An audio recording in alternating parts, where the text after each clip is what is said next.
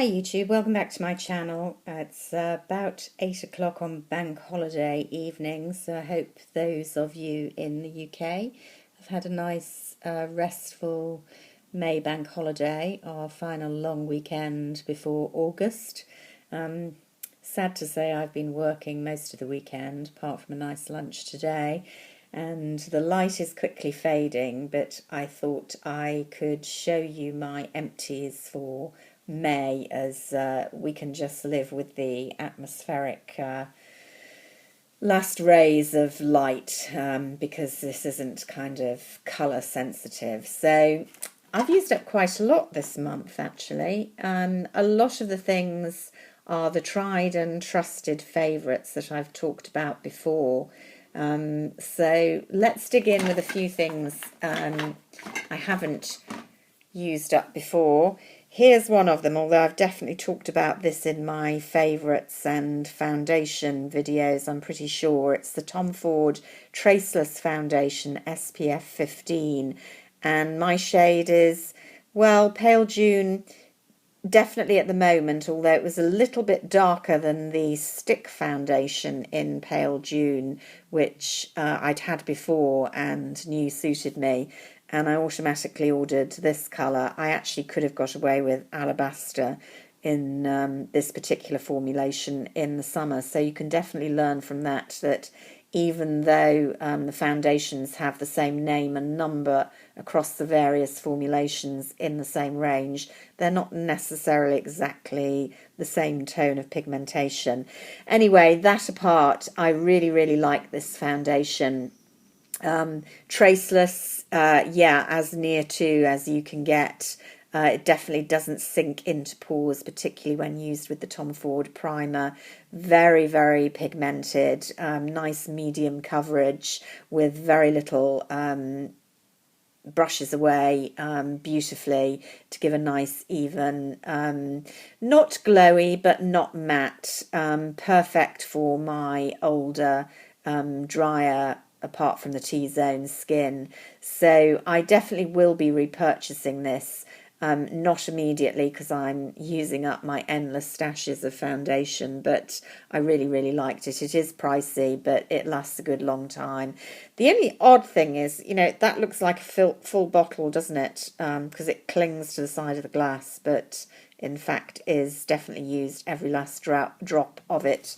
The other thing I have mentioned before, it has a slightly odd smell. I quite like it, but it's not floral. It's almost kind of, reminds me of newly mown grass, which I quite like the smell of that, but definitely kind of herby, hayy, grassy kind of smell to me. Nothing like any other product I've come across, but that aside, as I say, I don't mind that fragrance. You don't smell it for very long. That will be a repurchase in due course. Here's a newish mascara for me. As you know, my holy grail mascara is Chanel's Le Volume. It's the only one that doesn't give me panda eyes. Very nice, thick formulation. Works for me. I did really like this Givenchy one. I had a tester of it, which was initially why I bought it. It's the Givenchy Phenomenize, and this one was brown. I have to say, it didn't last anything like as long as my Chanel ones. I think what I really like about it is this interesting shaped brush, which is excellent for getting the kind of outer and inner corner lashes, which I find a bit awkward. I'm not sure the formula, which is a bit thinner than my Chanel. It kind of gives me a more spiky look, which I quite like, and it lasts pretty well. It does slightly flake towards the end of the day, but not too much, the old panda eyes. So I'm not sure I'm going to repurchase it, but it definitely was usable and I did quite like it, but it definitely didn't last as long as my Chanel ones, which to be honest last for about 6 months. I know you're supposed to throw them away, but I've talked about this before. I really don't see the point of that while they still smell good and the consistency is good. Here's a new shampoo that I use. People rave about the macadamia natural oil rejuvenating products. This was a shampoo that I actually got in TJ Maxx, but it still was quite pricey, $12.99, albeit for a jolly big bottle, and there was nothing special about it. I like Aveda and Frederick Furkai shampoos, but other than that, I'm not sure the expensive ones. I don't really see much additional result from them, I have to say. Here's the old favourites, the Mitchum's 48 Hours. I've talked about that before. Seem to go through an awful lot of deodorant these days. There's a Nivea one that I used for travelling. Didn't last very long. Another old favourite that I'll definitely be buying more of, particularly in the summer, the pink grapefruit shower gel from the Body Shop. I really, really love the smell of this. It's cheap as chips, and to be honest, as a bubble bath, it gives as good a result and smell as much more expensive ones. So I'll definitely be going back for that. And another body product I've talked about in the past, the Bliss body butter in the blood orange and white pepper. I really, really like this moisture cream. It's just the perfect consistency. It's quite thick for a tube cream, but that makes it much easier for me to apply than the body butters, which are kind of scooping out of a pot with your fingers, and I don't find quite as hygienic. It really, really sinks in, but definitely gives a real coverage to the skin.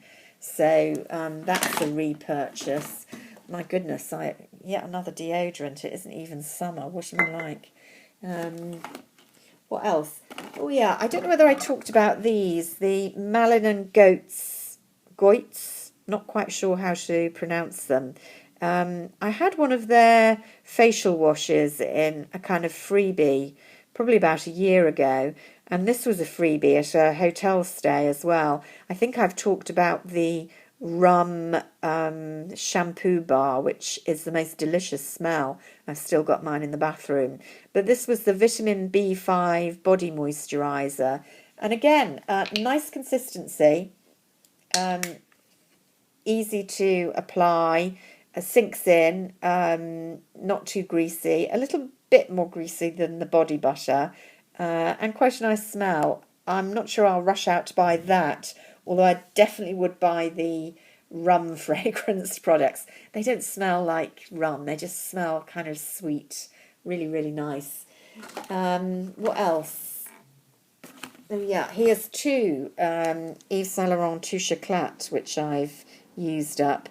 I think I've still got one. I don't know, I had stockpiled these when they were my under eye corrector of choice, and they're not anymore. I think they've kind of been overtaken by some of the other brands. I actually prefer the Dior under eye highlighter of the kind of premium brands, and this is one area where I think Maybelline do a perfectly good Lumi pen, which is much cheaper and I definitely prefer, but I've used up two of my old stash, which is good. What else?